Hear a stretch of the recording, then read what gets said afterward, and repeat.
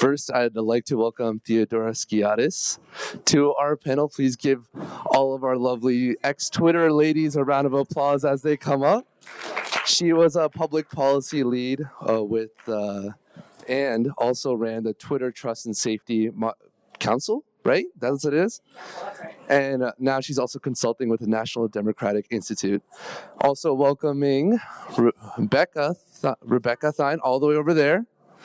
She was a senior technical program manager for all harmful and illegal content at Twitter. And now she's a digital Sherlock for the Digital Forensics Research Lab. Sarah Amos. Hello. Was the product manager leading elections for all of information integrity. And in the past, she led research into open source intelligence. Nichole Sessego, right there, I can't read my own handwriting, senior program manager at Twitter operations, which included misinformation and elections, and was former lead of elections for CrowdTangle, which was acquired by Facebook. And last but not least, we have Liz Mori Tornheim, and she ran public policy partnerships at Twitter, and in the past also ran risk intelligence for elections at Facebook. So take it away. Well, actually, don't take it away. I have a question for you. So let's start off with take a step back. Theo, I know you're feeling a little antsy. What's civic integrity? Great question. So first of all, just so everybody here realizes, we are 5 ex-colleagues. We all work together on civic integrity at Twitter, but we're here to talk not just about Twitter, but civic integrity writ large. So all of the platforms and civic integrity in general, what it means for all of us, because there has been a real shift in how civic integrity investments have been happening in the last several months at platforms globally. So first, it's helpful to start with just a simple definition of what civic integrity means and what we're here to talk about with you now. So civic integrity generally is considered to reference elections, but it doesn't just mean elections. It means other kinds of civic events as well. So this can include, for example, census events and major ballot initiatives and debates. So when we talk about civic integrity, we don't just mean elections, but we mostly mean elections. Hey, Theo. What about, let's say a conflict and war? Would that be a civic event? That's a great question, Becca. Thanks for asking. So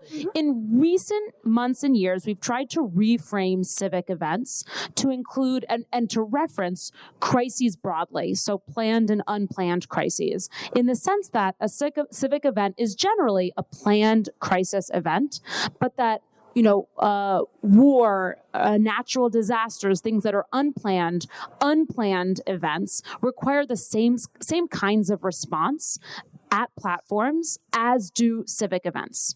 So thank you, of course. And then, so what are these specific responses? So what civic teams do engages a number of stakeholders within these companies to work together to find creative solutions to bolster legitimacy of elections or civic events broadly through different interventions. So this can include, for example, combating disinformation. We've been talking a lot about disinformation. In election or civic contexts, it's become increasingly prominent. And so removing disinfo content is one intervention. Another is providing legitimacy to candidates through candidate labels. So manually labeling all candidate accounts with a label that shows that they are legitimate candidates. That's important. As well as visible platform features. So these can be things like public service announcements, moments. Curation teams can often help with creating experiences on platforms to engage people in civic events. And another is collaboration with legitimate news sources so that there are partnerships with organizations like the AP and Reuters. So that's in essence what civic teams have been doing at these platforms. And I'll pass it to my partner, Becca, here to talk about how dismantling civic teams has been impacting elections. Hi. I can't believe I'm here. Okay, so I'm Integrity Institute member, shout out. I'm gonna channel Sahar and do a little bit of a personal note. I went to school at Minnesota State. Why would I work at Twitter? I went to school for geriatrics. Why would I work at Twitter? I have no political media, or I didn't even have a Twitter account. And yet here I am being recruited to globally scale elections ahead of the Brazil election. Like, why me? Why did I get this job? Who are these people? I would meet with people from Harvard and I'd be like, whoa, Harvard, whoa. Super impressive people. And then all of a sudden, here we were during an acquisition, working on an election. And I think it's important to say here that the 5 of us, we worked together. As the person who was hired to globally scale elections, we could not have done it without one another. And I think it's important to call that out.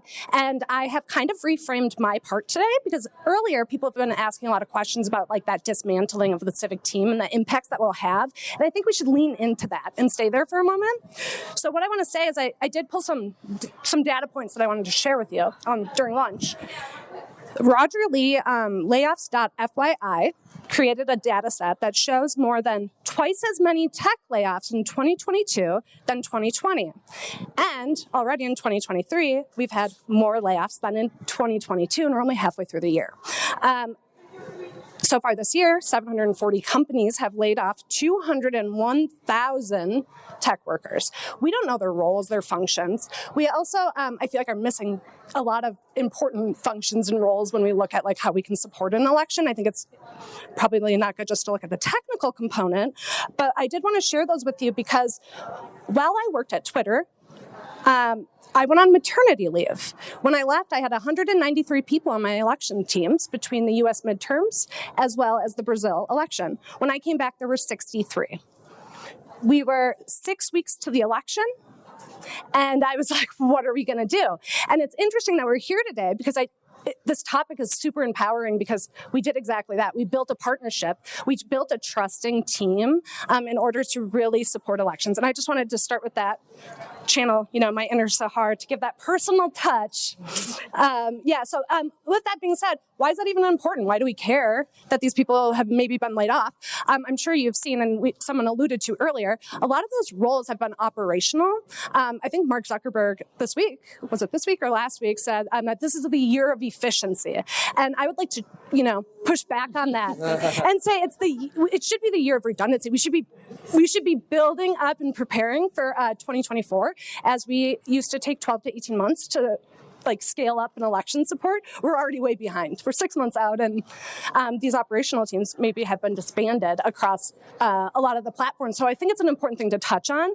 I also just want to cue up too, though, we also are missing the leadership that at those companies that helped build strategies. So as we sit here and talk about civic integrity, I think there's also this interesting piece of what about those middle people that helped fight for a civic team to even form, that goes out and says, I need funding for that. And I think it's important to also recognize that those people were also laid off. So not only are these people not there supporting the work, but nobody is planning for how they're going to support it next year. And so with that, let's see here. I did want to hand it back over to Theo. Yeah. So I just wanted to highlight another impact of layoffs and reduced investments in resources, specifically in the context of elections, vis-a-vis researcher access to data. So as folks have been reading, API access is becoming increasingly restricted at companies like Twitter and Reddit and others. And independent researchers have been using this data, which is a company's largest asset, and in many ways its most important asset, to do critical third-party independent research on a range of online harm issues, specifically and including its connection to civic spaces. So for example, independent researchers have looked at online gender-based violence and its connection to women's political participation, or mis and disinformation related themes in the context of civic integrity, or how third-party apps like WhatsApp are leveraged to advance inauthentic coordinated behavior to advance a particular political agenda. And so as restrictive access to API becomes increasingly common, we're going to see reduced access to researchers for really important independent research. And I just wanted to call out one specific project that I had supported when we were working together at Twitter, which was the Twitter Moderation Research Consortium. So this was a global initiative intended to share takedown information on state-backed information operations with independent researchers. We launched the program last August with a few partners and then globally in September, and it ran for a total of 2 months before it got dismantled. It was a really incredible transparency initiative that was intending to share data with researchers and is not operating anymore. So one of the concerns that we have amidst the layoffs is a reduction in resourcing around and increased barriers to independent researcher access and transparency initiatives generally. Back to you, Talha. Yeah, for sure. I was also laid off back in November, so can relate. And I know that all the companies are getting gutted through and through. But on top of the layoffs, we also have a very new landscape or content landscape, right? We have this explosion of ChatGPT and AI-generated content. So Sarah, can you, as a former product manager, tell us what are you thinking about in this constellation of generated AI? Yeah, so I think it's important first to unpack AI a little bit, and because this is not a technical conference, I won't go into super technical background. If you want to, you can always chat GPT it, and I'm sure it will tell you.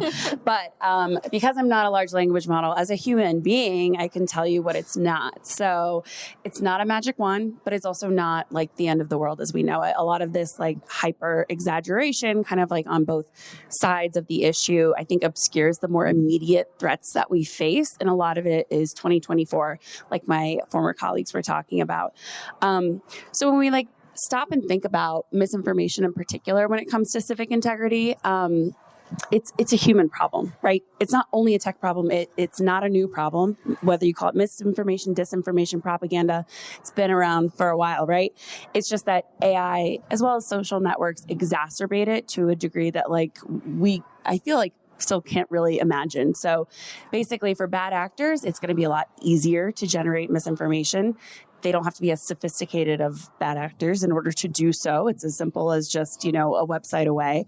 They can also do it faster and at much greater scale, kind of like what we were listening to before. It is potentially a very scary place. But again, we're not going to talk about that today because we're talking about building competencies. So like, what can we do, right? Because, I don't want everyone to just kind of like hide in a corner and think like AI is coming for us all. So what can we do, especially ahead of 2024? So I think, again, it's not a magic bullet, right? We need to be working together. That's kind of the refrain from this week of having, technical folks and non-technical folks working together. So I thought maybe it'd be helpful if I just kind of like pulled back the veil a little bit about like, what do we mean by AI? And like one specific example of like, how is it used to detect misinformation specifically within a civic context? So, machine learning relies on like vast amounts of data in order to recognize patterns. And so you need historical data in order to make that happen. One thing that's interesting about misinformation is it's emerging. So, a new threat may come out today that wasn't in the data set that a model was trained off of, yesterday. And so that's where human expertise really comes in to make sure that, the technologists are staying on top of whatever the latest emerging narratives are. The other thing is that it's an inherently adversarial threat space, right? So bad actors will learn, okay, what are the platforms doing in order to enforce their terms of service and enforce their rules? And then they will try to, work around that by using coded language, by just asking questions, by making veiled threats that, maybe still are allowed, but if a human being were to read it, and even then it's not easy, as Nichole will talk about in a moment. A computer is not going to be able to kind of suss out those nuances of language. And so, yeah, I think this kind of ties into the next piece, which is how do you operationalize the policy concerns that our internal stakeholders, at these platforms would raise or external stakeholders would raise. It requires people at the end of the day to carry it out successfully. That's our opinion. And we worked with Nichole on operations, and she can tell us a little bit more about that. Yeah, well, I love talking about operations because it's one of the things about tech that I think I have a chip on my shoulder about this. I think it gets forgotten a lot, but it's a lot of the hard nitty gritty work that the people really have to do. So to paint a picture of what it is a little bit, it's human. It's finite. It's super expensive because you have to pay these people. And you're usually balancing a lot of competing priorities unless a company has very explicitly decided to make an ops team that is focused on something like protecting users or protecting civic integrity, misinformation, etc. This is especially true at young, less built out platforms. Those operations teams are doing everything. So they are really trying to balance a lot of business priorities. So with that in mind, when we talk about operations protecting users, they're really that human element that's focused on enforcement and detection, where some of those automated processes haven't quite caught up yet. So this is, in an ideal world, ops is a lot of scale. These humans are adding the scale once we they're helping build out those models that Sarah and her teams are building, right? These are the ones that are really informing it. But like Sarah mentioned, because these risks are constantly changing, emerging, misinformation is constantly evolving. It's often just human beings covering the gaps of the tech, right? So what we end up seeing is it's a lot more nitty gritty and rapid response than you might think, and then I think a lot of people assume in tech. Even executives at certain companies who think automation is the only solution. So I shan't comment on that. Yes, I signed a piece of paper. Which company? All right. Never mind. Keep going. No, but especially in this room, I think as an operations person, I really just want to emphasize how important it is to really engage with other parts of the company. I know a lot of platforms like to really keep external partners sort of focused on a very particular partner manager. And I think that right now, especially with all of these layoffs, there's a huge opportunity for all of you to get familiar with all of the different functions in tech companies and how we can work together, especially as we all reshuffle to new companies. Because while I know there's been a lot of layoffs, these are not functions that are going to just disappear or get fixed overnight. We're going to get reshuffled somewhere else. So please take advantage of this moment, talk to us and work with us, because there's a lot of ways we can work together. And Sarah and I would always sort of chat about, let's say, the fact that there was so much great information coming from external company or from external organizations. But oftentimes what we really needed to do is get in a room and hammer out a vocab list, essentially, right? Yeah. And it's how do we build those relationships when that's not the structure on the tech side? That's not the structure necessarily with civic organizations. How do we build that ourselves? Yeah. And that's just to add a little color to that last point. When an election is coming up and we're so stressed and we're already behind schedule and an acquisition is taking place, the usual. And we receive a 30-page report about the very nuanced background of the election. Don't get me wrong, that's great, but it's also especially busy leaders or engineers aren't going to read it, or other non-policy folks aren't going to read it. But what we do need is pulling out what we would call, Nichole called it, a vocab list. You can think of it also as a knowledge graph. That's what we would call it in tech speak, of these terms to plug into a model to detect stuff, right? To detect content that is more specific and more culturally nuanced. And that just feels like such a big gap that we have, but something that conferences like this and partnerships can help us bridge that gap. Awesome. Thanks. Yeah, go for it. Why not? Tell us how to partner. Yeah, so I think being able to leverage external partners is really critical, especially Take my phone. being able to leverage external partners is really critical.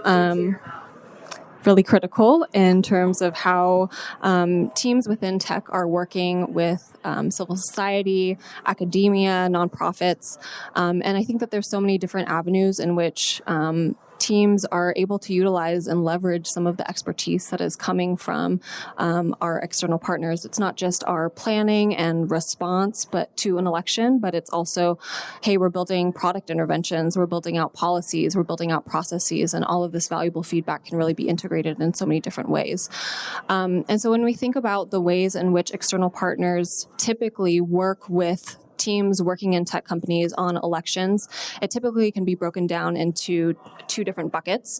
The first being social partnerships for civic action. So Rock the Vote being a popular example of building communities, getting people involved in how to register to vote, and getting people really involved civically. And then the second is really helping teams who are working a little bit more on the operational side and on the product side of understanding, hey, this is what the landscape looks like on the ground. This can be like, hey, what is the geopolitical context of this particular region or this particular election? What is the political climate? What are the human rights concerns that we need to be thinking about? What are historical elections issues that maybe we need to take into account in order to prepare? And so really being able to leverage partners in this space. And I think especially as companies are in the process of, supporting elections in markets and regions where they don't have expertise or they don't even have people on the ground in those specific countries, really being able to leverage civil society in this space is crucial. And then I think as teams and as civil society are thinking about the ways in which they can partner in an effective way and have like a meaningful relationship in this space for supporting global elections, would really encourage teams working in tech, civil society to start relationships early on. 6 months, a year in advance of an election, operations teams are usually in the process of building out and planning their resourcing, their budgeting. And so having that conversation early on, building rapport early on, takes time. And so especially because most election dates are set in stone, we know, for example, 2024 has been already mentioned multiple times. And so we have many high profile elections, US, UK, Indonesia, Taiwan, India, just to name a few. We know when these are going to happen, and so setting up really those relationships early on is incredibly valuable. The second is for teams that are working within tech companies to establish an escalations pathway that make it easy for your civil society partners to be able to get in touch with the teams that are responsible for reviewing content, to enable your partners to be able to be like, hey, there's this, harmful trend or theme or content that we want to make sure that this gets looked into. And these are some of the things that we see are manifesting on the platform, and want to make sure that this is something that the team is aware of, making sure that that pathway exists and it works well before an election is taking place is incredibly important. And then finally, I think establishing a feedback loop. Nichole and Sarah touched upon earlier how it can be really difficult, I think, sometimes for operational teams to be like, hey, is this information going to be helping us? Is this going to be valuable? Being very open and transparent about what you need, what gaps you have. Teams that are working within tech companies being very open about, hey, these are some of the signals that we're seeing. What are the ways in which that we can help you understand some of the gaps that are existing on our platform, and really making sure that it's a mutually beneficial relationship. Thank you, Liz. So just to reiterate what we went through in this panel, Theo basically was managing policy, talking to stakeholders. Sarah and Nichole, we're looking at how to handle the product side and the operation side. And then Liz was talking to external stakeholders. And Becca, of course, she put it all Central together. Spoke. We'll put it all together, everyone together. So we got a real good look into how everything worked at Twitter. And now none of them are at Twitter anymore. So this is Twitter and other places, not just Twitter. Not just Twitter. We're not just talking about Twitter. Fair. Okay. But yeah, I guess my point being that Nichole mentioned that there is a great reshuffling. We're outside the company. We're allowed to talk, have normal conversation, and we would love to partner with everyone here to see how we can best work together and really make new relationships. So on that note, what I really want to know from this panel is we just had lunch, okay? And what are you looking forward to doing in Costa Rica? I'm going to eat more fruit because it's very good here. I'm going to go surfing. I'm really excited about that. That's half the reason I came here. Volcanoes. I'm really excited to meet all the civil society partners that we worked with. Same. I'm not as fun as the first three, I guess. Theo's Becca, cheating. we She want lived here margaritas. for a few And months. also tropical drinks. Yeah. Well, Actually, I want to say this is the first time we're meeting in person to talk about. This is the first time we are meeting in person. Us five. We've Isn't that wild? just been video chatting for through, years through the so crisis. this is great. So thank you for this opportunity. And Yeah. ask us questions. Find us on LinkedIn. We're here. Thank you. Thank you. thank you. And any questions? Okay, I'm just going to be really brief. First of all, really great to hear from all of you. My name is Adam Vivenson. I work for an institution called the National Endowment for Democracy. So Theo, I know you work with NDI. Very Yes. closely linked with them. Nice to see you. And asked a question earlier that it was very, I think, relevant to this discussion. But I think what I want to know, maybe at a higher level than the specific operational elements of the work that you did, is why are all these companies doing this right now? Is it just they saw what happened at one of the companies, which will remain nameless, and said, wow, we can do that too, and it's great for our stock price, and it'll look good? I mean, do they learn nothing from the pandemic that we all were sort of learning? Is it just opportunism and thinking, well, this will cement our position? Is that all it is, or is there more going on here? I think that's a very interesting question regarding, and other people can interject, but top of mind for me at least, it's hard when you're in it not to see yourself personally in it, right? However, in saying that, I think the media has reminded us this is not the first time that tech companies do these mass layoffs. Granted, I never worked at a huge platform, so I didn't realize that maybe was a thing in the past. Maybe that's a piece of it, right? However, I think we can all say there were months that we would sit in all team meetings during the acquisition period where they would talk about macroeconomic conditions and, setting themselves up for the business perspective of we can let go of these people, and then financially it obviously incentivizes them. Sorry guys, I'm gonna just chime in here because I was at Forbes Iconoclast earlier this year, and Ray Dalio was speaking on this very topic. Yeah.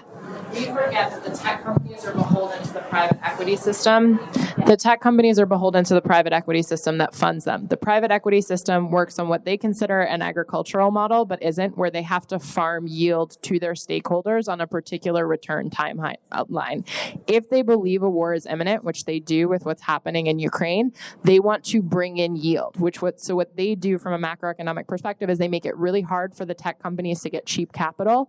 For the last decade, tech companies have gotten very cheap capital. They could be losing money on their P&L on their balance sheet, and they would still get money from private equity because private equity wanted to pour money into them, knowing that at some point they could do tech layoffs and automate those systems in ways that they can't do in other industries. And so what the drop-down effect really was that the private equity funds made it harder for these tech companies to get capital, and so they have to lay people off in order to stay liquid. But yeah, the way we talk about it as a society is that it's purely a tech issue. I think one thing to add, though, just really quickly, is the functions we all performed were considered cost centers. We don't make money. So yes, all of these economic conditions, but then when you look at the balance sheet, we cost money, we don't make it. You can make that argument for brand safety, but it's a hard one to tie right back to the numbers. We have one more question, and then we will go to our next panel. So, hi, how are you? I'm Paulina Ibarra with Fundación Multitudes, and we work on gender disinformation. I loved your talk earlier. Thank you.